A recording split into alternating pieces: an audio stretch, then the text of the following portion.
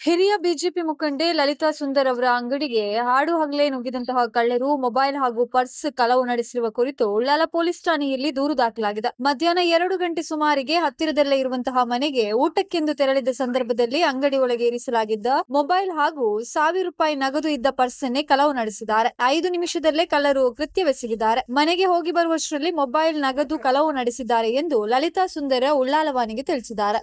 mobile purse cash purse ಯಾನು 5 ನಿಮಿಷ ಇಲ್ಲಡೆ ಬೋದೈತಿ ಇಲ್ಲ ಬಂದ ಏನ ಕೈತಲ್ಲಿ ಇಲ್ಲ ದೂರ ಇಜ್ಜಿ ಹೋದ 5 ನಿಮಿಷ ಬಂದಾಗ ಪರ್ಸೆಲ್ಲ ಇಜ್ಜಿ ಏನ ಮೊಬೈಲ್ ಇಲ್ಲ ಅಂತೆ ಪೊಲೀಸ್ ಕಂಪ್ಲೇಂಟ್ ಬರ ಕೊಡ್ದಿತ್ತು ಆ ನಂಬರ್ ಹಿಂಗೆ ತಿಕ್ಕೊಡತ್ತೆ ಏನ ದುಂಬದ ನಂಬರ್ ಅಂತೆ ಪೊಲೀಸ್ ನಕಲ್ ಬರ ಬತ್ತು ಪೋಯಿರು ಕೋಡೆ